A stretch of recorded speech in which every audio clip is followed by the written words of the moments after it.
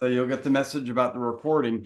And if you all could mute, that'd be great, just in case the dogs run in and start barking or anything like that. So, but welcome to the March Lunch and Learn. We're really excited to have so many of y'all here today. We're going to be talking about the work we're doing this season, the Archaeology of Memorialization. So I'm going to define that a bit for everybody and talk a little bit about the history of what we found at the burial ground, but more importantly, get into our recent finds. We just got the results back from the ground penetrating radar survey and have done analysis on that, combined with the metal detector survey.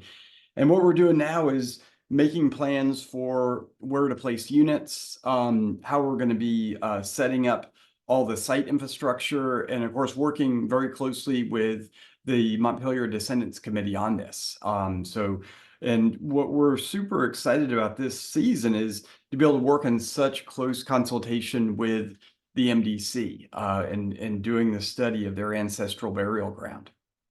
But what I wanted to do today would be to establish, what we're essentially what the expedition season is going to be looking at, and give some analysis on what we presented in the story map. And with a recording of this, I'll send everybody a link to the story map in case you haven't seen that. The story map is a GIS web communication tool we use to make all of our GIS web maps accessible. And with the reporting on that story map, it's essentially like an executive summary of a archaeology report, but sometimes I'm a technical writer, so it still can be dense. So what I wanted to do today was to provide an oral presentation of that story map to give folks, a different approach to the story map, so you'd have some background and you can get into that and really delve into some of the details. And what's great about the story maps is you can explore and you can look at a lot of the features that we've got that I'll be showing you on the maps today. So without further ado, what I'll do is jump in. What I'm going to start with is talk about very briefly some of the work we did years ago to understand what the burial ground is. And so what I'm going to do is I'm going to share screens here, and this will bring up the web map, and I'm going to move you all over to the side here. Let's see. And I'm going to hide that. Yeah, okay. So what we've got here is a map of Montpelier. As you all know, here's the visitor center up the hill from where the overseer's house is and the Madison Family Cemetery is located. And then down here, what we have is the Montpelier burial ground of the enslaved. And for the burial ground, for years, what we knew about the burial ground were all these depressions. And this is a shot I took in 2002 when there was a snowstorm, and all the grave depressions filled with snow. And what these accent is the areas that are marked in blue here. These are the extent of the grave depressions that we knew about at that time in the burial ground. So for many years, we thought the burial ground was simply the areas of depressions, along with the quartz markers, some of these stones. And when I guess it was sometime in the early 2000s, I did some oral histories and with one gentleman, Buck Smith, and he recalled the area of the field right in front of the burial ground being a location where there were human remains that were encountered when this area was plowed in the 1900s and 1910s. And so what we started planning to investigate this was to look at this area. So if you look at the map right here, this area that Buck was talking about, that burial ground is in the woods over to the right. This flat area right here is where he recalled as a boy, before Race Barn Road was put in, was when this area was plowed, that the DuPont era farm workers would come across human remains.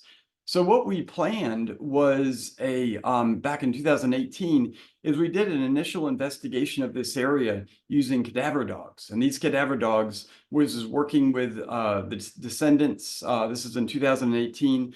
The cadaver dogs indicated there were burials in this field. So the next step was we got a grant money to do a GPR survey, a ground penetrating radar survey of a portion of the woods that we had cleared. And then, of course, the area of this field. So this area that's highlighted in this blue color right here, this is where we did that GPR survey in 2018. And what we came across when we did that GPR survey, all of these white dots are indicative of where the GPR technicians picked up indications that there were graves in this area.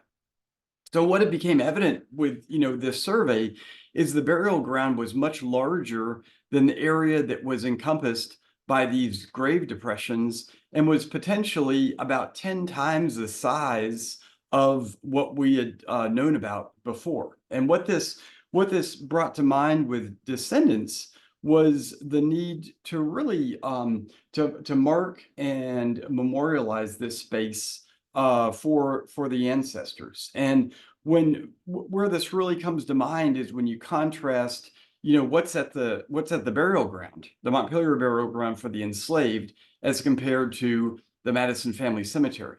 So if we zoom out here, you can see it's almost like this triangle between the visitor center, the Montpelier Burial Ground, and the enslaved. And down here, you've got the Madison Family Cemetery. And of course, as you all know, how the Madison Family Cemetery is marked is not only by gravestones, but formal markers, but also this brick enclosure. And what's really remarkable about the brick enclosure is when we did GPR a number of years ago in this area, what we discovered is the entirety of the burials at the Madison Family Cemetery is enclosed by this brick wall. So you essentially know where burials are and where they're not with this brick wall. And up here at the burial ground for the enslaved community, you don't have that. When visitors come to see the burial ground, when they're driving in, they don't even realize that this woodlot, as we know today, it contains close to 3 acres of burial ground with hundreds of burials. And then from the other direction, when you're walking up from the Madison Family Cemetery, what you see is this woodlot. This is a shot taken last year in early April with the redbud and the green of the leaves just starting to come out. But there's no indication that there's a burial ground here.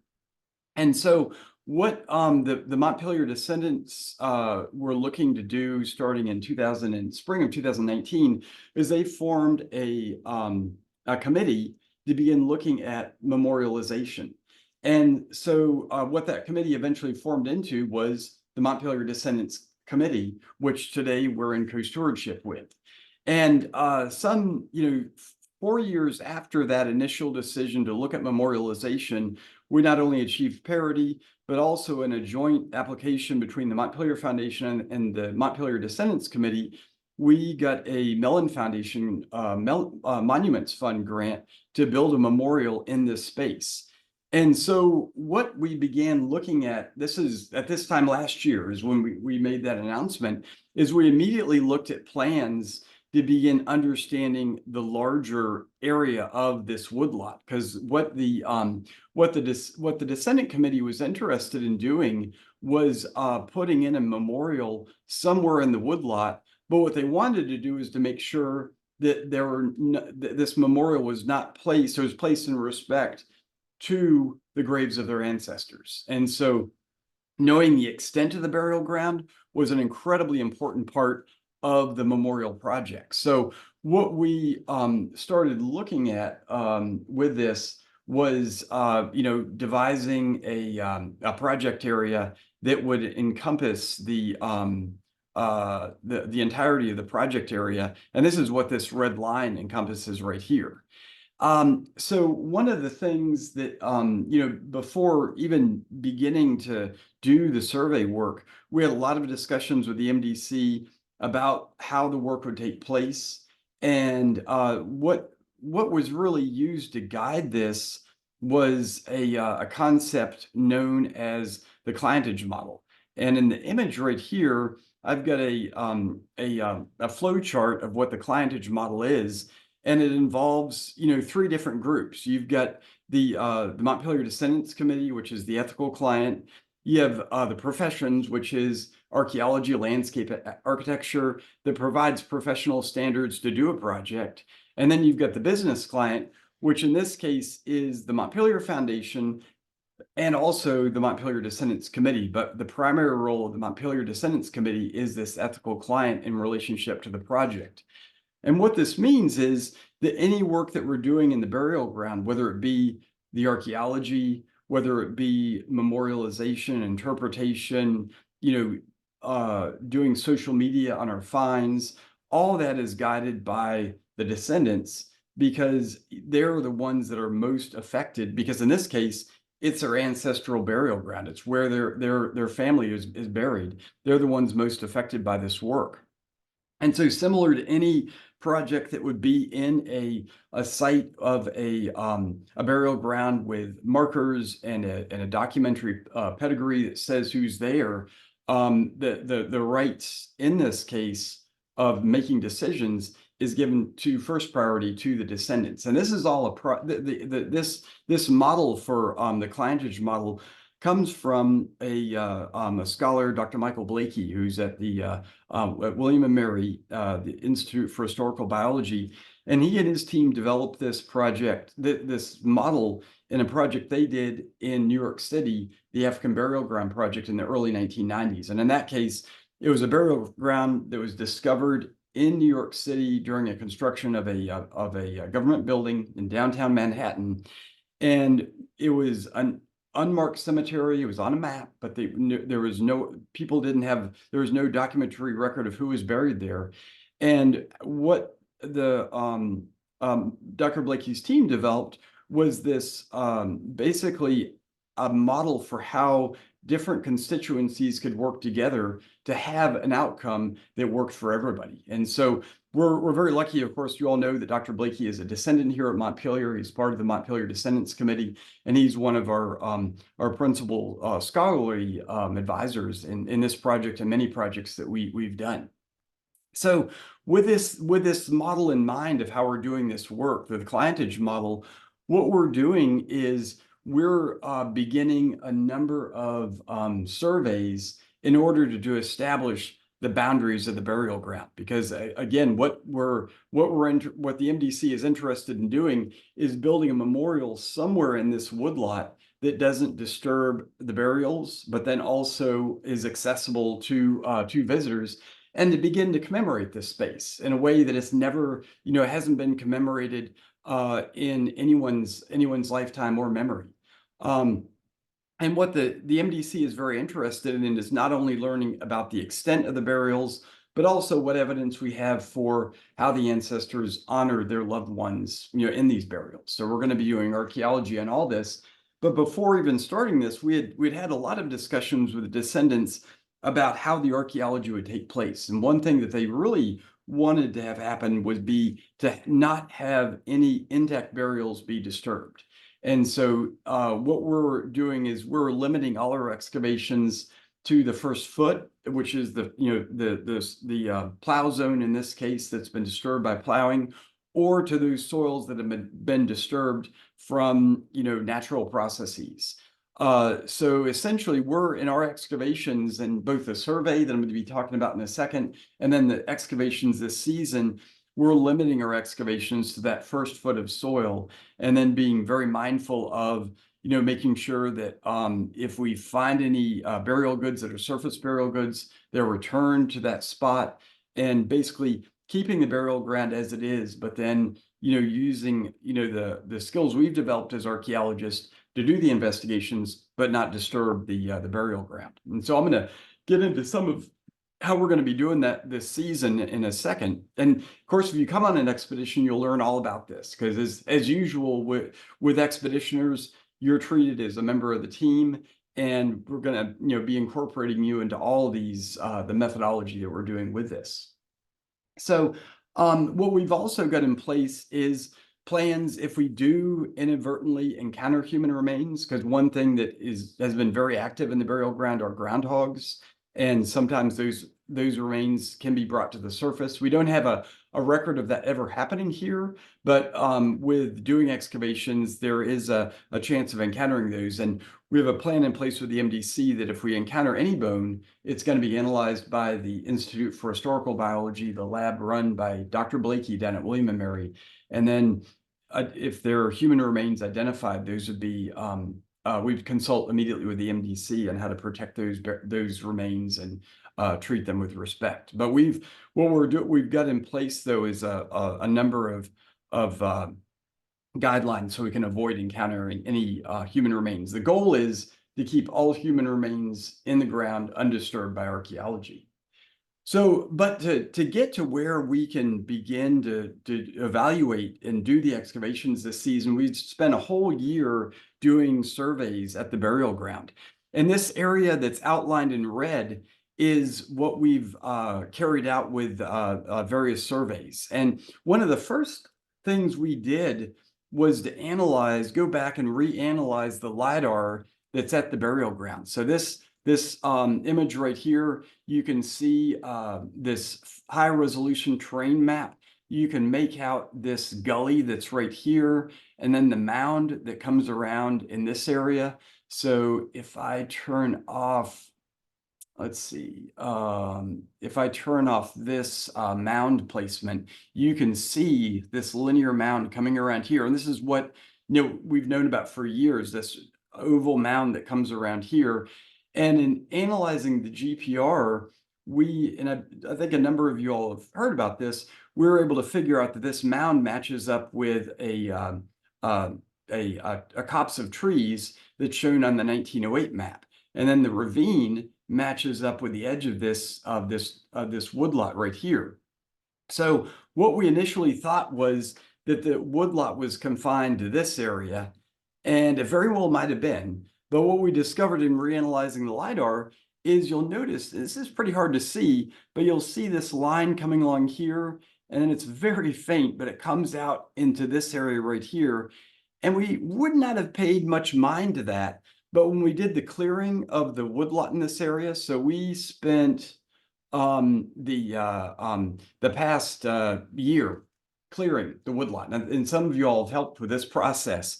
And the reason why we did that was not only to do the GPR survey, but then also last year at this time, and actually in May, we did a emergent vegetation survey with Devin Floyd, who actually used to be an archaeologist here years ago, 25, 30 years ago.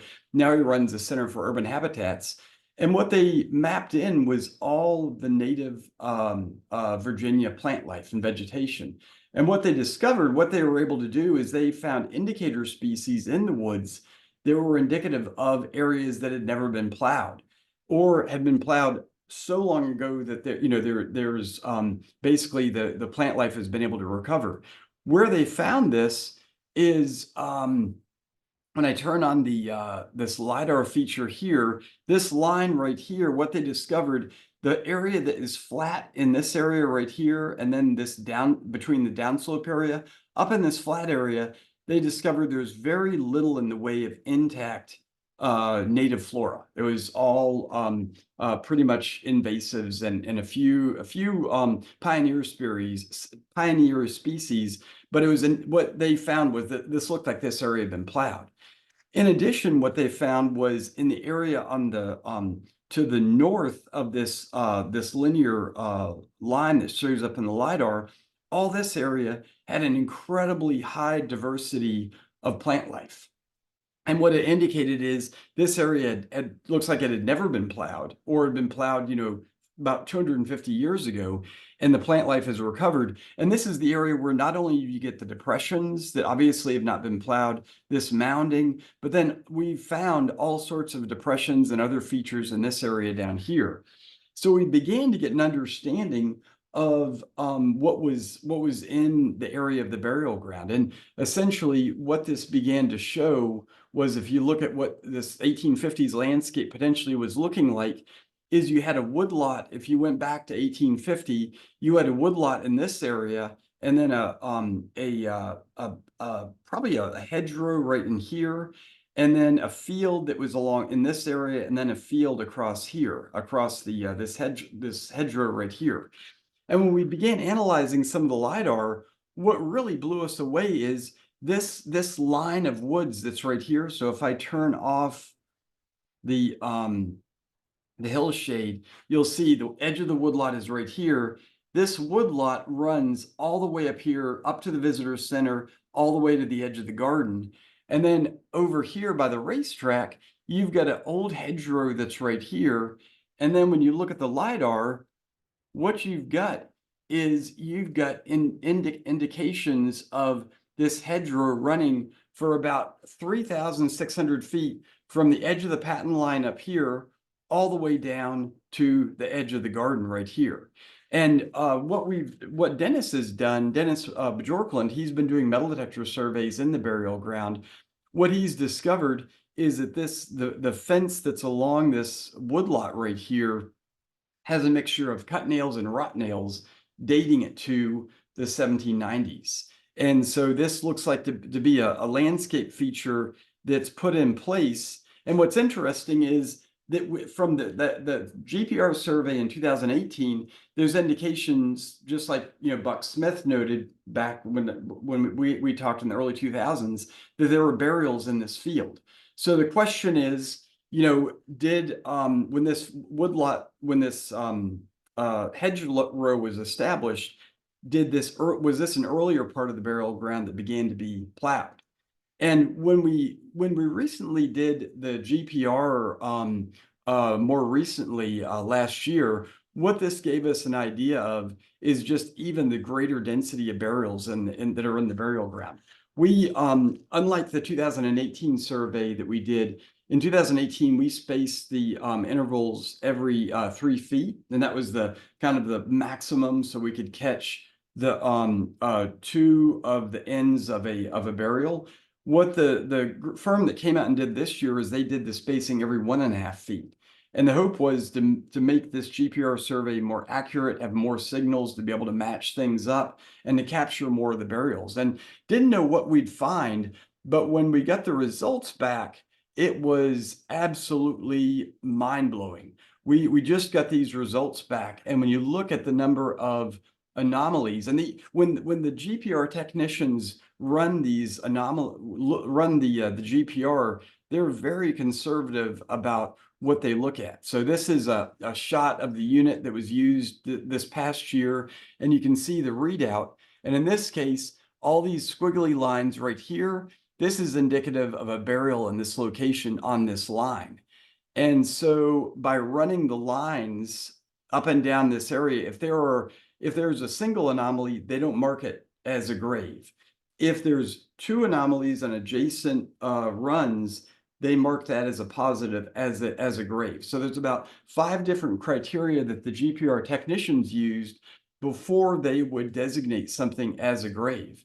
And so what the results of this survey was in 2023, all these red dots are anomalies that lined up and met the 5 conditions for a grave. So I remember back in 2018, when we had received the initial results of the burial of the burial report from the GPR, I conservatively said there was maybe 200 to 250 burials based on the 50 anomalies they found. And we projected that it was potentially 4 times the number of burials, because in the area where there were depressions, there's 40 depressions. They only picked up 10 of these as burials in the GPR survey because the spacing was 3 feet. In the 2023 survey, what they were able to pick up is every single one of those depressions as a grave. And they do this blind. They do not, look at where the depression is and then look at the GPR and make it fit. It's a blind test. They look at the readout that comes from the GPR. And again, this readout is all of these squiggly lines right here that they're able to interpret because they're geophysicists. And I'm very glad they do this job, because I don't know how they didn't go blind doing this, because they had thousands of lines to look at, spaced every 1.5 feet. But what they discovered is that in the course of running their GPR surveys at a 1.5 foot interval, they found over 250 burials. And what it indicated is that we probably don't even have the extent of the project area defined well enough to find the edge of the burials in the north western quadrant. So this area, we still need to clear a brush. We're working on that right now, and we'd love to get some money to get the GPR folks back to survey this area. But in this case, in this area, they surveyed right up to the edge of this gully and the road trace and up to the edge of the field, but also this entire field here. And we'll get into this in a second. One thing you'll notice is they didn't pick up any anomalies in this area. And it's not, they didn't pick up any anomalies that they interpreted as grave shafts, not because they didn't see anomalies, but they were very conservative in terms of what they defined as a grave. So in 2018, the geophysical technician that did the survey then, he interpreted these as graves. In 2020, the record in the woods was much clearer than this plowed field, so these were not interpreted as graves. And we'll get back to this in 1 second. But the area that most concerned us was how far over the burial ground runs in this area. And some of you all might remember we had done part of this GPR survey in the spring. It was around June we did that survey, and it was all of this woodlot in here. And it was we found that the spacing in here, the burials were a little bit lighter. And when the GPR technicians got into the area that was unplowed, this area right in here, they started picking up more burials. And we got a grant from the state to do the rest of the burial ground this past fall. And what we were wondering is in the area where the soil hadn't been plowed, whether they'd pick up more burials. And lo and behold, they did. When you look at this area has a high concentration of GPR signals that match all the conditions to be a potential burial. It's in a large contrast to the area over here. And what the GPR technicians suggested, given what we discovered about the woodlot at this point, was that the plowing that occurred here obscured their ability to see the grave shafts because of the plowing that occurred, sometime in the mid to late 19th century. And we're going to have an answer to that in 1 second, because Dennis just found a plow part that just blew our minds last week. So right in time for this presentation.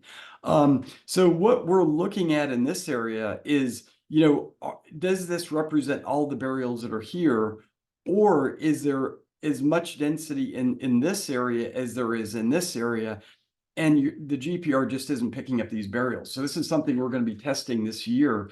And also, is the edge of the burial ground along this line right here? And because what this, one of the questions the MDC has is understanding the extent of the burial ground so that the memorial can be placed outside the footprint of the burial ground. And there's a desire to place the memorial within the woodlot because the MDC wants to honor the ancestors. And so one of the key components of memorialization is this kind of survey work and the excavations we're doing, because what we're going to be finding this year is going to inform how the memorial is built, where it is situated, and also, what evidence we have for the burial ground in this portion.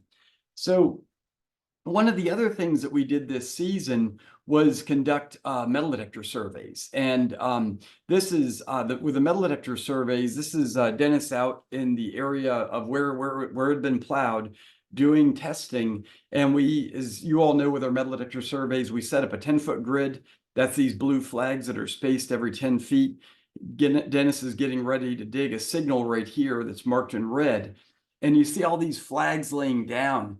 These aren't dead flags. What these are flags marking 20th century DuPont trash deposits. And so I'll get into that in a second. There's a whole history going into the 20th century. But when you look at what Dennis found with the metal detector surveys, what he's done so far is the area that's marked out. Let's see. Need to turn off. Let me see here.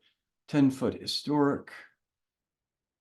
Ah, what Dennis has done so far is the area that's marked in green. So I'm going to turn off this 1850s landscape. And what you can see is, as normal with these color designations, the dark green is between 0 and 1 artifacts. When you get into the light green, it's 2 to 12. The lighter green is 12 to 18. And what he picked up was this fence line along here. One of the other areas he picked up was this really interesting area. He picked up in this location right here a series of cut and rot nails, but also cooking pot fragments. And so we're wondering if this could be a cooking area that is either associated with the field or potentially with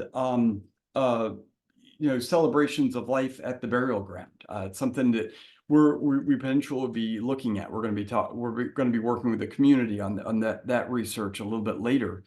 But for now, what we're interested in was Dennis, was he able to pick up anything that gave an indication of where the edge of the burial ground is?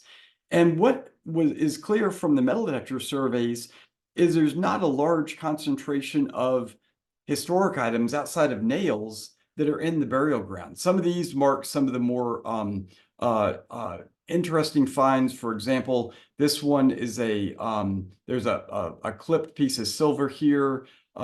This one is a flattened button, and a lot of these are flat buttons. But what also Dennis picked up was plow fragments. So out here, away from where all of the anomalies are. Let me turn on the survey again. Here's where the edge of the burials are. He found a plow point right here, but then also just last week he located another plow point which was in the middle of a lot of these burials. And this plow point right here, it had a maker's mark on it that was indicative of a plow that was made sometime between 1876 and 1930. And so this plow point is indicative that this plowing occurred up into the mid to late 19th century. And so for the field that's in this location right here, this field marked right in here that today is woods, what we're looking to understand is this part of the burial ground that shows up with all the anomalies in this area. Appears that it was this entire area was plowed, and the question is, was it plowed during the Madison period and the mid to late 19th century, or just in the post-emancipation time period? Either way, what we've got indication is that this part of the burial ground with the plowing has been disturbed, and so it's made it much more difficult to find some of these graves. And based on the tree surveys that we've done in this portion of the burial ground, the trees in this area, let me go back to the overhead shot here. The trees in this portion of the burial ground are a little bit younger than the trees in this area. The trees in this portion of the burial ground are tulip poplars and some ash.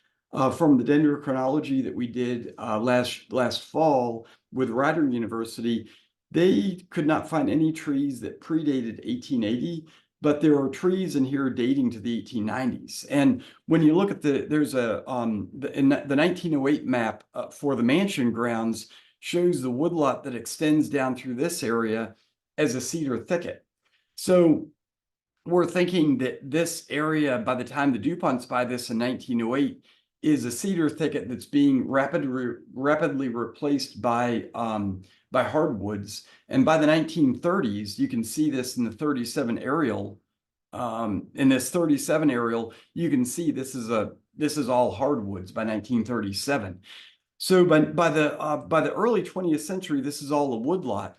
And one thing that Dennis has also found with the metal detector survey is not only these historic hits, but what he's also found is a large amount of DuPont trash deposits. So these areas that are in the light blue, these are areas where Dennis has found scatters of early to mid 19th century trash that DuPont workers threw into these woods.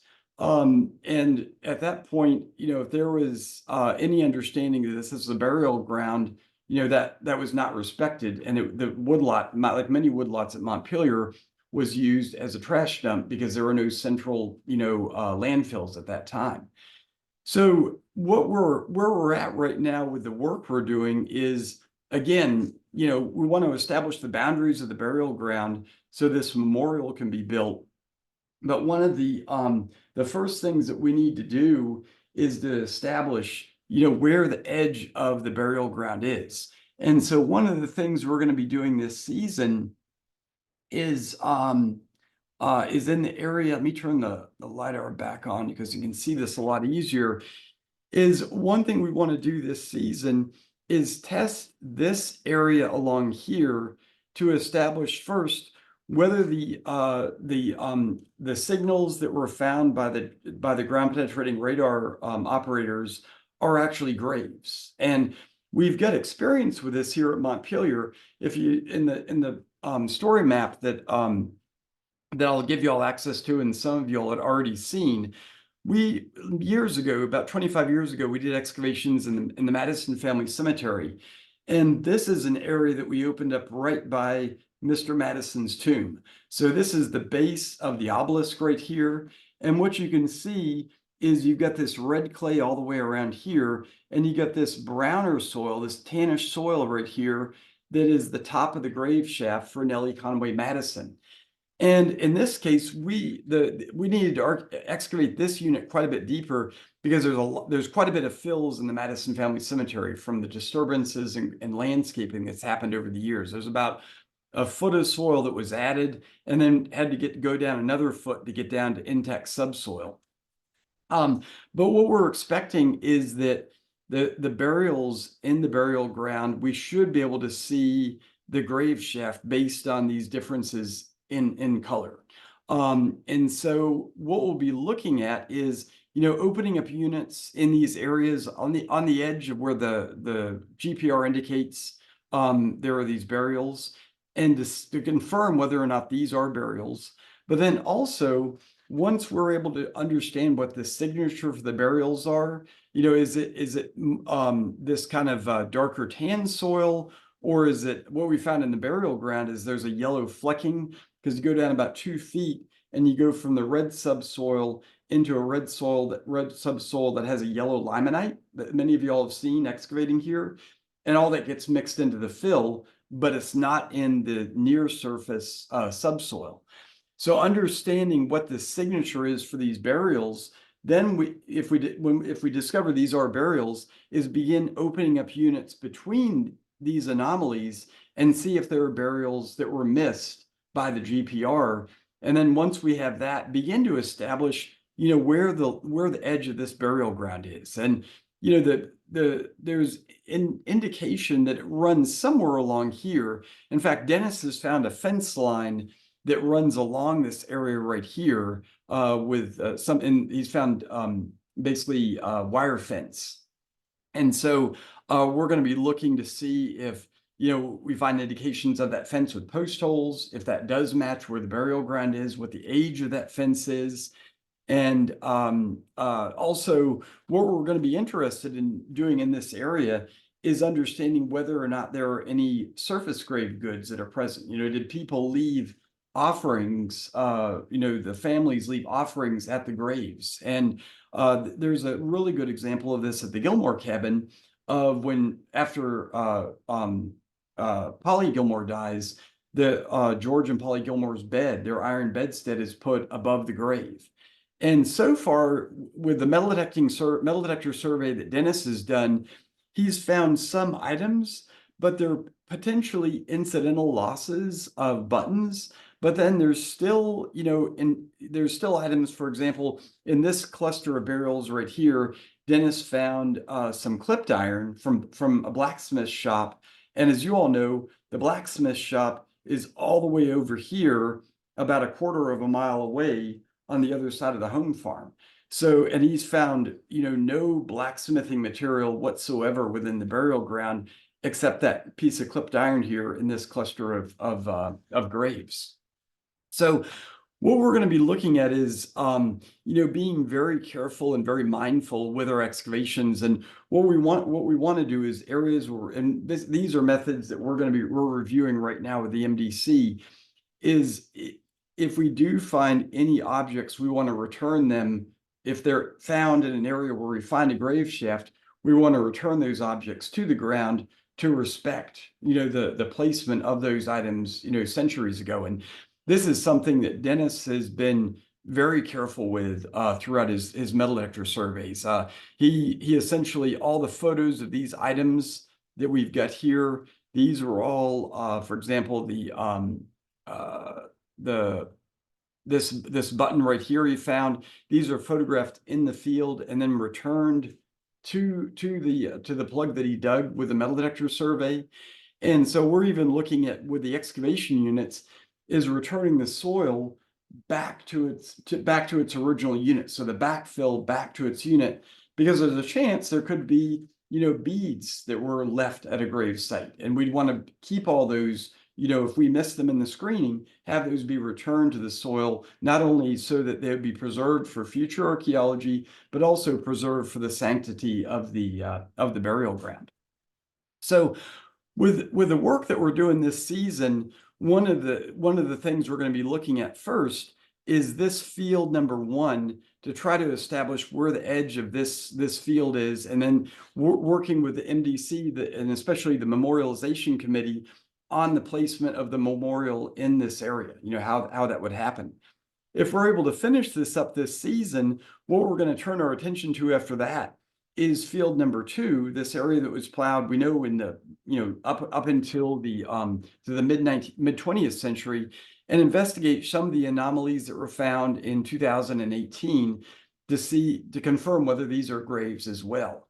And then with all this, what we want to do is have the geophysical technicians return to their original GPR surveys that have already been done and are recorded. And based on what we find, use that as a predictive model to go back and reanalyze the GPR, and then either rule out some areas where we did excavations and there were no graves, but they indicated they were burials, or, and this is where, we're leaning towards, is understanding what grave shaft features that we do find that aren't marked by these red ovals right now, what kind of signature they have in the GPR, and then do a reanalysis of this area and produce a more complete map of the burial ground. But like anything else in archaeology, the jury's out until we actually, do the work. And this is where we're excited to begin some of these surveys. Another thing we'll be looking at this season is, looking at the edge of this field, and here the graves go all the way up and into this area where this hedgerow is right here. And there's potential that this mound of soil right here is from the plowing that occurred in the late 19th century that Dennis literally found this plow point from. So this plow point is within this plowed field, and so this berm was likely created by this plow right here. So we're going to be investigating a lot of the history, and one of the things we're interested in is in this area, for the grave shafts that we locate the features in this area, we're assuming they're going to be below the plow zone, and what that relationship to the plow zone to these grave shaft features tells us. And so a lot of this is going to be feature investigation to understand the extent of the burials. And again, once we have this area figured out, we're going to go to field number 2 and establish where exactly the boundaries for the burial ground are in this area. Because in the end, what the MDC wants is to be able to state where their ancestral burial ground is. And again, there's no map that shows where the burial ground is. There's no brick wall like we have with the Madison family cemetery showing the extent of the burial ground. And not only do we need to, establish the burial ground to protect these burials, but also to honor them, because what we don't want to have is people walking into the burial ground to honor the ancestors who are buried here, and unbeknownst to them, be walking across graves like happens today with the present day paths. And so one of the things we're doing more immediately is based on this GPR survey. We're working with the MDC on this right now, is we're going to be establishing using stanchions and ropes where the edge of where we believe the burial ground is today, and then be able to allow visitors to understand, where the extent of the Montpelier Burial Ground is, and we're going to be marking these areas with stanchions like we've used in the South Yard. We're going to be using new ropes and new stanchions, but the MDC, Pandora Johnson, the secretary, designed a placard that'll go on the ropes on each one of these that will allow people to know they're coming up to the burial ground, and to stay on the paths. We're going to be closing the paths that run through this area and the path that's right here, and establishing signage along here to allow people to know what the burial ground is, and then what we're doing with the archaeology. So what we're really excited about for this season is, as so often is the case, the archaeology we're the first folks, to do work on these projects, because, with all this, the archaeology is the way to understand where it is. And what we're going to be doing with expedition members is we're going to, with the Zoom calls we do before the expedition, we're going to be, and I'll stop sharing screens right now, and we'll give time for questions. We're going to be working with expeditioners, beginning with the Zoom discussions that happen before you all arrive. In fact, we're doing the first one tomorrow for the April programs. We're going to be talking about the history of Montpelier, but also the sanctity of the burial ground. And people will have readings that talk about, how other descendant communities have dealt with the challenges of honoring their ancestral burial grounds by doing archaeology, establishing ways that the burial grounds are more visible, and then also make sure that we have acceptable behaviors and basically rules of engagement in the burial ground that allow us to respect the space. Because again, when you walk into the Madison Family Cemetery, you automatically know you're in a burial ground. But when you're in the woods at the Montpelier Burial Ground of the Enslaved, you don't know where the graves are. And so we're basically treating it as if everything is a grave. All the areas have burials. And so we're, engaging basic rules of courtesy, such as, not eating lunch in the burial ground, not smoking in the burial ground, having that occur in a separate location where we've got the tent over in the overflow parking lot where those kind of activities would take place. So essentially making sure that we maintain the sanctity of the burial ground while we do the archaeology. And the really exciting part about this is that, with your all's help this year, we're going to be able to establish these sort of patterns of respect for everybody in the future with the work we do in the burial ground. Because with this being built as a memorial, we're going to want to have a way of communicating with this space that really allows people to feel and understand the sanctity of these grounds. And so what we found is, and so often the case, archaeology, being first on the scene, it's a way to ensure that we do this and, really begin to have the memorialization process start even before anything is built. Have this process start with the archaeological exploration. And this makes it truly a cultural experience. What we're able to do with doing work here at Montpelier and having such a close relationship with the MDC is to be able to establish that harmonious relationship between the past and the present. And so we're really excited about, this entire process. And what I want to do is open up the floor for questions. And we can, if anyone's interested in receiving the readings, we can send these to you, even if you're coming on the program in the fall. If you're coming on a program in the fall, you probably already received these readings. You have to fill out your personal information form to get those, but that's kind of the reward we have for having you all do that. But would love to open up the floor for questions and comments. And I'll look in the chat and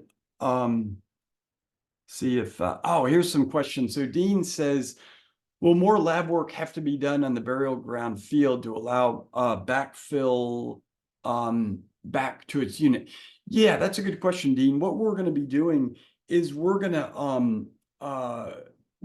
the lab, we're going to be keeping all of the artifacts, all of the grit, all the stones we recover separate, as we always do by unit. But we're going to be processing them in such a way that if we do figure out that there is a grave in that area, all those items, after they're cataloged, after they're washed, cataloged, and analyzed, they'll be returned to that unit before it's backfilled. And so what we're really interested in seeing is if this area, where we're pretty much the only area looks like we're going to be looking at this season is areas that have been plowed. This gives us an advantage of not disturbing areas that are intact. So we have no plans for putting in units in the area where there's no plowing has been taking place. Oh, and then Ellen asked, Matt, would there be multiple burial grounds at Montpelier like there are multiple farms? That, given the number of burials that we have, what we're thinking is that this is the one burial ground for the entire community. And that's what makes it so exciting for descendants. Back in 2018, when we realized this, is for, everyone with ancestral ties to Montpelier, they know where their ancestors are buried. Again, with all these, what's another part of this season that's exciting, and this gets in mind to what Dean you're saying, is as we do the archaeology, we're going to be discovering new things, not only new discoveries, but also new challenges for how we need to make sure we preserve the sanctity of the work we're doing. So we're going to be in constant consultation with the MDC in this whole process. Jim asked, it is remarkable that most of the graveyard remains untouched. Does this indicate that there is some memory that it was a graveyard? Yeah, in some of the oral histories that have been done by Becca Davis and myself, there are DuPont workers who have memories going back to the early to mid 20th century, and they were told that it was the burial ground.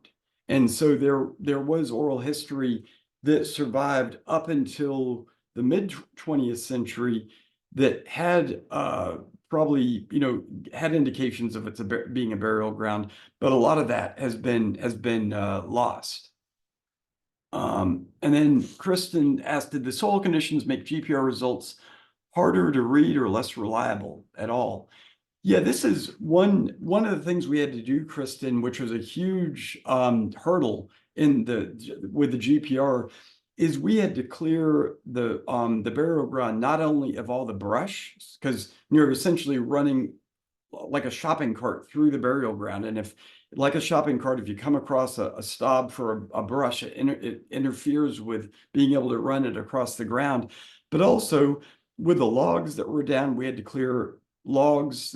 We had volunteers such as Bruce and one of members of the community, Robert Sheldon, did chainsaw work to clear a lot of the trees out of the way. There was a lot of work that was needed to do to allow the GPR survey that happened. And so it was more than just doing the GPR survey.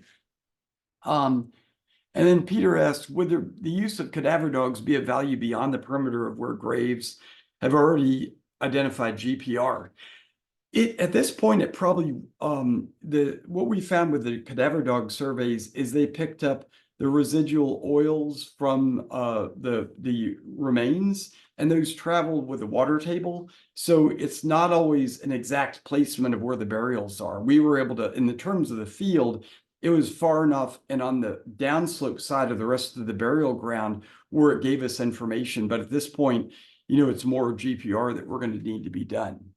And Carolyn asks, is there an expectation that this will be a model for others to follow in the preservation of other burial grounds which are being disrespected? Yeah, absolutely. That's a really good point, Carolyn. This is, with the work we're doing, we're, using best practices today, not only with the scientific techniques we're using, but also, of course, with consultation with the community. And that's why we decided as a whole to make the archaeology be part of memorialization, because what we're doing is memorialization in terms of finding this ancestral record in the ground. There's no documents that talk about this.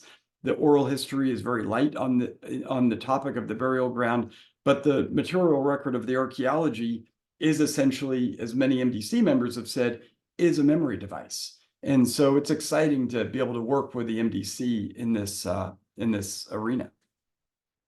So I think, did I cover all the questions? Liz, did you see any others out there?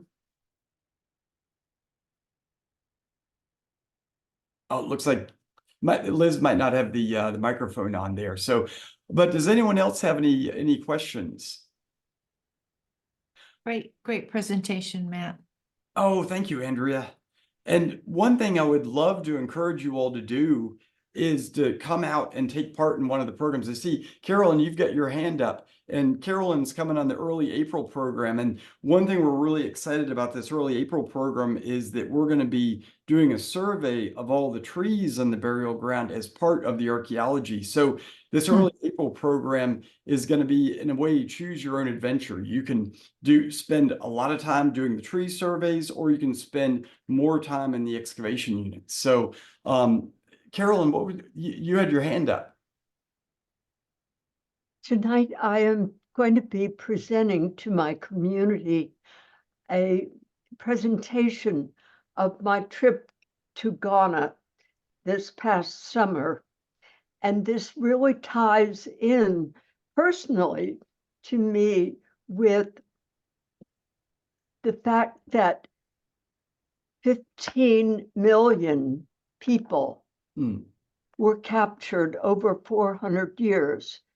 And that's more than 100 a day on the average, over 400 years. All of the European countries were involved. And I intend to incorporate that in my talk, as well as the fact of the continuing racism and the continuing disrespect of Black burial grounds in this country, because I think it's related. Yeah, thank you, Carolyn. That absolutely the one of the takeaways that we'll be talking about when you all come on a program is that this sort of work is work that needs to happen all over the country, in terms of not just in the American South, but in the North, out West, where African American burial grounds have been were part of redlining. They're a part of basically an erasure of the ancestors' record on the land. And so there are many communities that are fighting today to have their ancestral burial grounds recognized and respected. And so this is the MDC is very cognizant of how this is a model, especially being at the home of James Madison and creating this much more complete history that you can literally see in the landscape, not just honoring the Madison Family Cemetery and having it be recognized, but also finding ways to honor the enslaved burial ground as well. So it's exciting, and what's even more exciting, and MDC is excited about this, is having our expedition group be part of this process, because you all have been so integral to the work we've done in the past, not just here and helping us refine our techniques and giving us insights, but also taking us back to your home states and cities and regions. And so if you know anyone that's interested in trees and archaeology, shoot me an email and I'll send you some promotional materials, because there's still some slots on this early April program. And as always, I'll send you all with a recording of this. I'll send you all the story map, and hopefully my dense writing will be a little more accessible with this this recording. So let me see if there's any other questions. Roberto says the tree survey is very cool. Thank you, Roberto. Glad you could join us. Fascinating details. Yeah, so please come back and visit us. When you're either come for an expedition, ideally, or just come and see the work we're doing this season and let us know when you're in town. So, but thank you, everybody, and hope you all have a great afternoon. I Thanks. hope it's as warm as where you are as it is here in Virginia. So Nope. Bye. take care of everybody. Bye-bye. See you next week, Matt. Thank you. Okay. See you soon.